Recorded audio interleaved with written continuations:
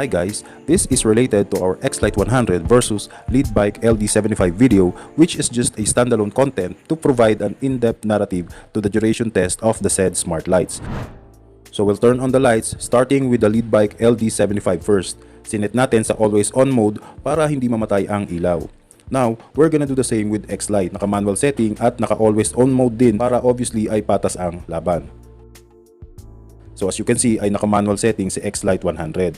We have to set them to manual setting and always on mode para hindi sila mamatay ng kusa. Kapag kasi naka-blinking mode sila ay activated ang motion sensor automatically. So hindi natin mame-measure with a definitive time frame. So our start time is 12:04 AM. Yep, very early in the morning on September 1st. So iwan na natin yan dyan at matutulog muna tayo. For sure naman ay pagising natin ay naka-on pa din yan at may buhay pa.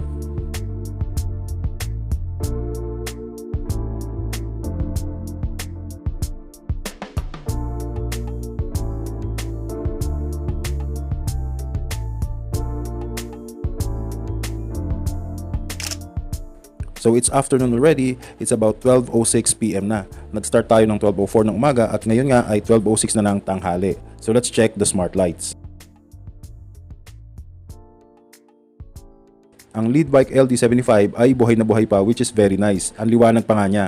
Ang X-Lite naman ay well, umaandap-andap na. If you remember, naka-steady lang ang ilaw nito nung nag-start tayo. Hindi naman siya nagbe-blink. So ang pagbe-blink niya ngayon ay indication na lobat na siya. So from 12 AM to 12 PM, that's about 12 hours of run time. Not bad for X-Lite actually. If we are to translate that in biking, ay ilang days of riding din yan since wala naman nagbabike ng isang diretsong 12 hours unless nasa Audax ka or any epic ride.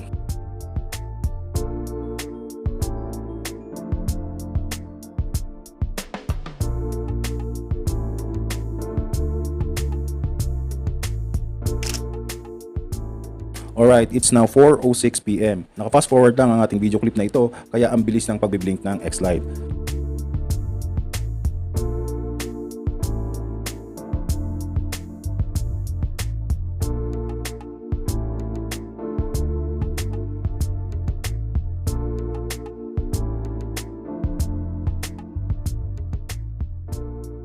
So there you go. Finally ay out na si X-Lite 100. Let's time it at 4:07 PM. So it's about 16 hours and 2 minutes for X-Lite 100. Ito namang LD75 ay ipagpapatuloy lang natin ang pag-time para makita natin kung hanggang ilang oras niya kaya so we can compare.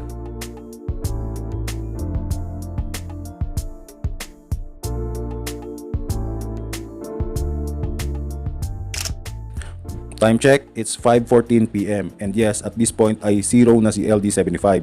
So for LD75, it's 17 hours and 10 minutes.